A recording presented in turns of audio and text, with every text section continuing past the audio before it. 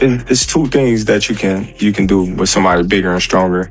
You know, you can either try to push them back, you know, because 9 times out of 10, a strong fighter not used to going back.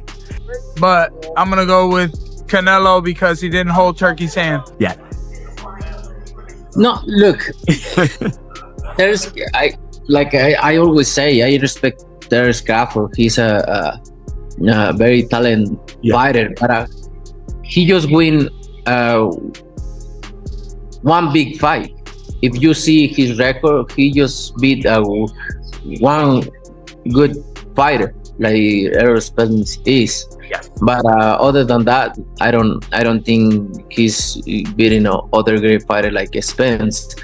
He did a really good job with the Spence. He did like almost look very easy.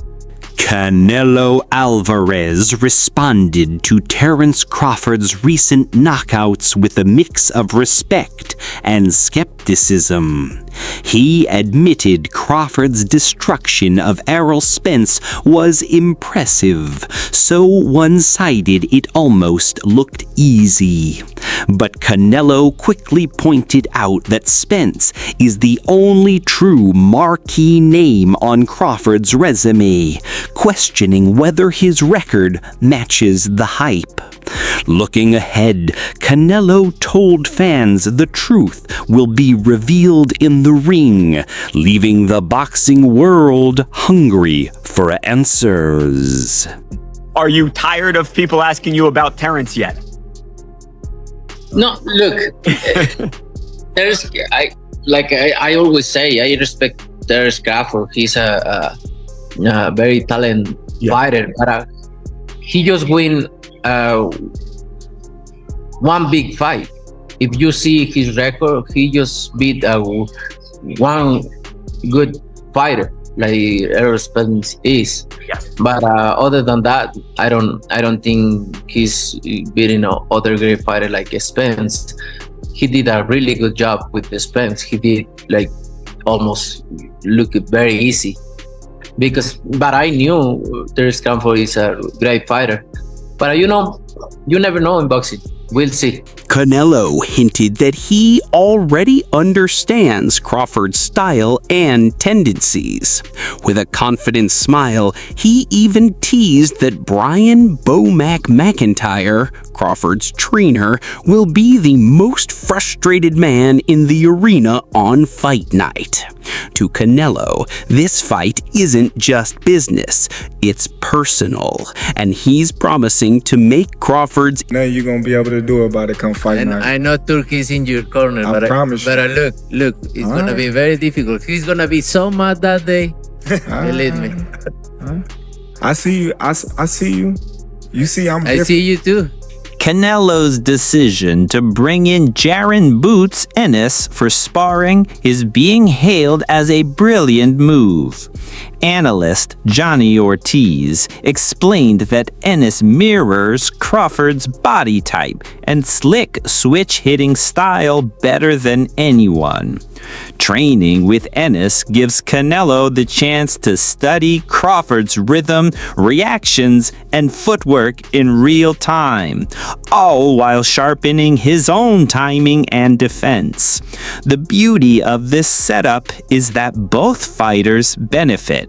Canelo gets the perfect preparation while Ennis gains... Makes sense, and it's definitely a good experience for both. Eddie Reynoso and Canelo, shout out to them, because now it shows that they serious with a real game plan, and Boots is, to me, everybody's a perfect opponent. I wouldn't say opponent, perfect sparring partner to have to replicate Crawford, because they both switch hitters and stuff like that, and they got dog in them and reflexes for sure. So it shows Canelo serious, and on Boots' end, to be able to spar a Hall of Famer, top tier guy, is gave him great experience, and you could tell he really wants it.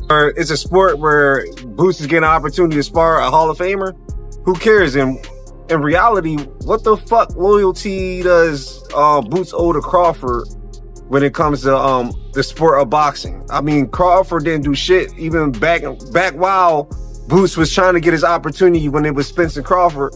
every time Boots' name got mentioned, you heard the Bud Clowns be like, oh yeah, he don't deserve it. Oh, who did he fight? Oh, who this and that, man? I ain't trying to hear that shit. It's like it's different shit that you need to be woke up outside of boxing. Boxing is a sport. There's shit that we need to really come together. I didn't see y'all come together like 5 years. The Bud Clowns, because it's real fans, the Bud Clowns is bashing PBC.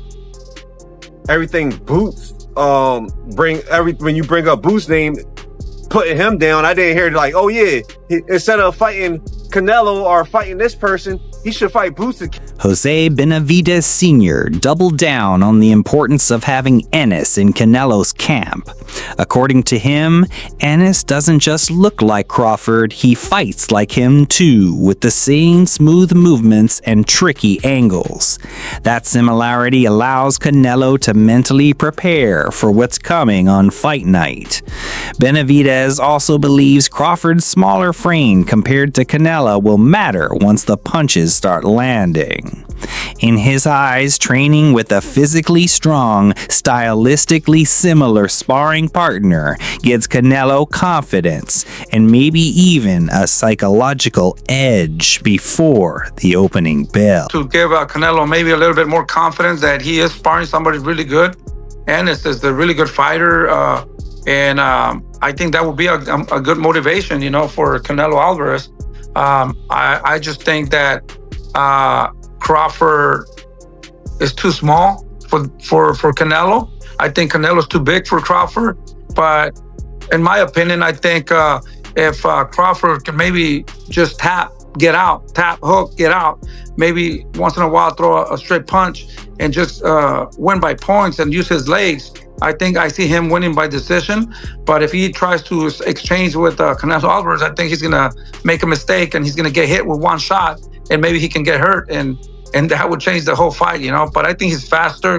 Crawford is faster and a straight punch, get out, Don't stay there to throw or try to trade with Canelo Alvarez. Okay. Fair to say. Fair to say. Now, do you feel like when it comes down to the demeanor of making that decision of bringing it in, does it show that he's taking this camp perhaps a little bit more serious than others? I mean, what do you think about just the move per se? It's very difficult to say. He's never brought anybody really good to his camp until this time. Maybe he's lacking enough of confidence, or maybe he just wants to use them to trick the people, or, it's very awkward and very funny that he brought Ennis to his camp, So, but at the end of the day, they know what they're doing, and we got to respect that. And I think boxing's global demand has entered a new era, fueled by streaming.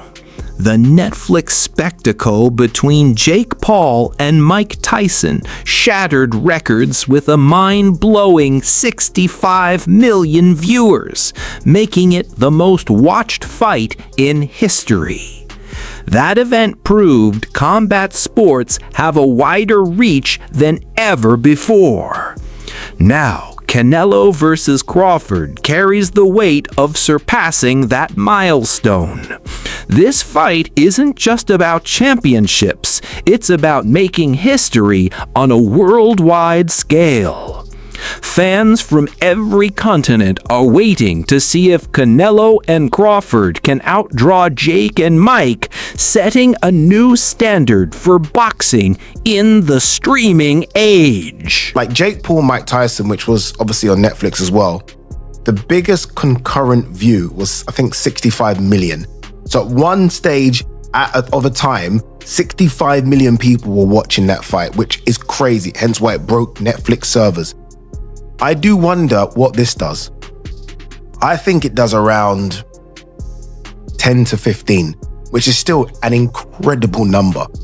The problem with these two, and I was saying this morning actually to Gareth A. Davis, like, there's no antagonizer here, is there? No one is willing to play the role of the bad guy, the heel, the bully. And you almost need that a little bit.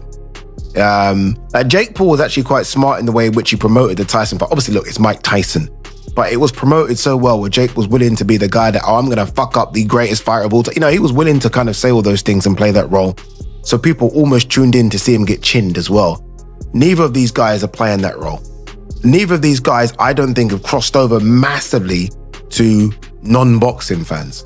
I mean, to us, they're like gods, but to non-boxing fans, I do wonder how much people know them. Terence Crawford has never been one to shy away from challenges, and his preparation for Canelo shows just how meticulous he is. He admits fighting a naturally bigger man comes with problems, but he has answers. One of his key strategies is to force bigger fighters backward, stripping them of the comfort of dictating pace. For Crawford, taking the fight to them flips the size advantage into a weakness. And it's two things that you can do with somebody bigger and stronger. You know, you can either try to push them back, you know, because 9 times out of 10, a strong fighter not used to going back, you know, so it kind of fucks them up in the head, you know. Yeah. Or you can just box them because some of them just slower than others because they got flat feet, and they just looking to load up on certain shots. Now, Crawford's definitely right here. There's 2 ways to beat a pressure fighter like Canelo. Either you put the pressure back on him, which is where guys like Triple G and Bivol had success, or you use your superior skills and footwork on the outside, which is how Floyd Mayweather won. Now, Crawford, he can't use the pressure approach because he's not as physically dominant as guys like Golovkin or Bivol. You know, Bud is a welterweight or junior middleweight jumping up. He doesn't have the size to push Canelo back. Now, the outside boxing approach, that is definitely Crawford's best chance against Canelo. The second part of his strategy is to drain stamina and expose flat-footedness, a flaw common among heavier fighters. By exploiting fatigue, Crawford knows he can turn size into liability. This approach shows just how high his boxing IQ really is. For him, victory isn't about raw toughness alone, it's about turning disadvantages into opportunities.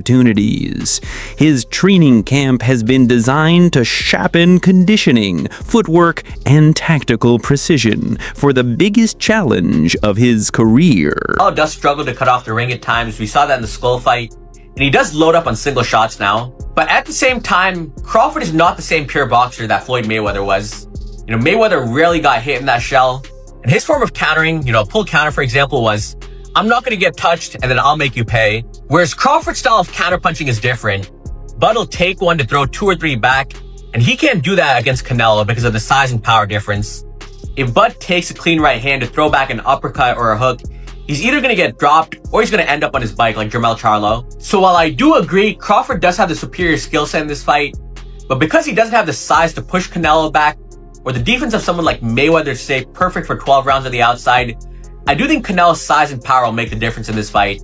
And that's why I like Canelo to win.